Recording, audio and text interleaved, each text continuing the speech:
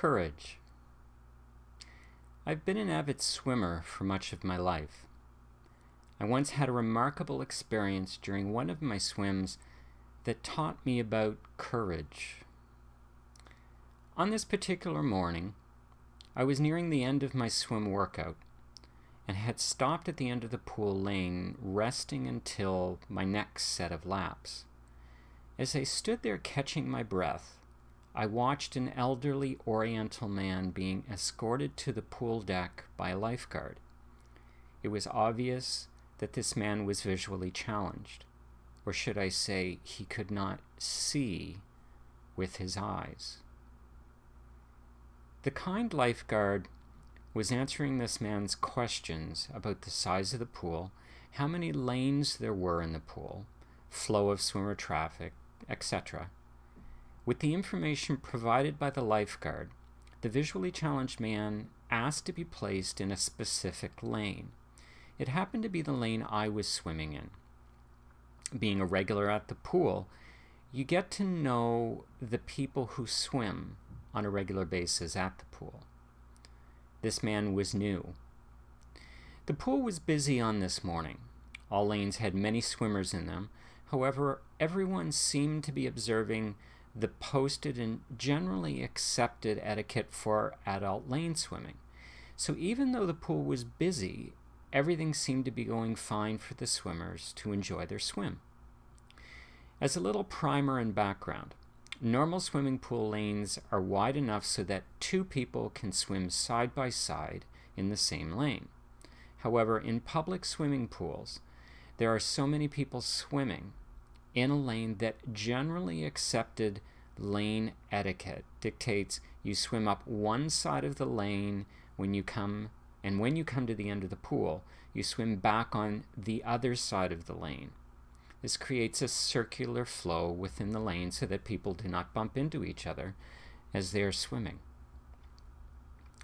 The visually challenged man came to the edge of the pool, sat down and dangled his legs in the water, no doubt testing the temperature of the water before he took the plunge.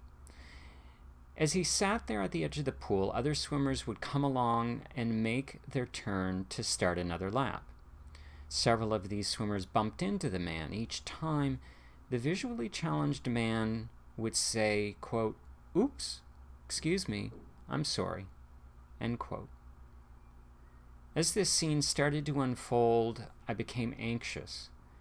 I could see or not see how this man was going to be able to navigate the waters without constantly bumping into other swimmers, given the fact these collisions were already happening and he had not even entered the pool yet, let alone started to swim in the lane.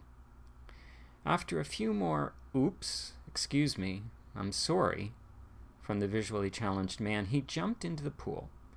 He remained standing in the middle of the lane at the end of the pool. Immediately, he started to move back and forth from left to right, seemingly trying to get his bearings as to the width of the lane and the overall relation to other things in the pool. Of course, he was trying to get his bearings. Other swimmers, unbeknownst to the knowledge this man was visually challenged, started bumping into him as he is standing at the end of the lane. Each time the visually challenged man says, "Oops, excuse me, I'm sorry." If I was not anxious earlier, I certainly was now. How was he going to follow swim lane etiquette without being able to see where he was going? I was concerned for his safety and the safety of the other swimmers.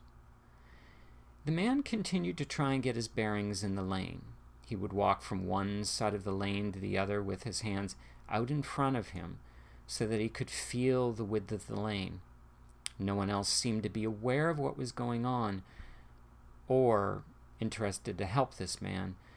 So as he reached out his hand to test the width of the lane one more time, I took his hand in my hand and said, "Good morning. May I help you? I see you're trying to get your bearings." The visually challenged man looked in my direction donned the biggest, most beautiful smile you had ever seen, and said in an elevated voice, "Hi, good morning, thank you." I gently guided the man over to the side of the lane to avoid oncoming traffic, and chatted with him briefly to help him get his bearings. After no more than 30 seconds of guidance from me, and after me telling him the coast was clear, with a prayer in my heart, the man moved over to the correct side of the lane for the traffic flow, took a posture like a runner about to sprint out of the starting blocks, tapped the pool deck twice with his right hand, and at the same time pointed his left arm in the direction he thought he needed to go. And after a final greeting or farewell of "thank you, enjoy your day," he pushed off from the end of the pool. My heart was in my throat. I held my breath as he came to the surface and took his first few tentative strokes. I stood there waiting for disaster to happen, for him to swerve or sway over to the other side of the lane and into the oncoming traffic. I stood there waiting for someone to get hurt. With each passing stroke, to my delight, he was staying on course. He was actually quite proficient at swimming. You have to appreciate his ability. Swimming is a sport that takes great coordination. Bodily movements are made in relation to other moving parts. With no visual sight, this man had to use other senses to compensate for not being able to see with his eyes.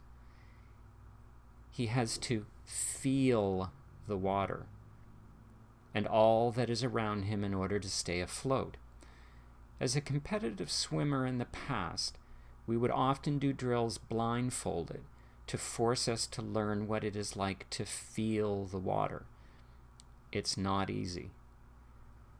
So not only was this man successfully swimming, but he was somehow swimming without bumping into people. He had an acute sense of what was around him at all times. As he reached the other end of the pool, I had tears streaming down my eyes. I was faced and amazed with and at his courage. He showed no fear. He was pure joy and happiness. I stood and watched this man swim for several minutes, all the time so grateful for the extraordinary lesson of courage he had gifted me on this day. I'd been dealing with my own issues and decisions in the previous days, and in the following days and weeks I knew I would have to make some big decisions. This holy man had shown me the courage I needed to help myself.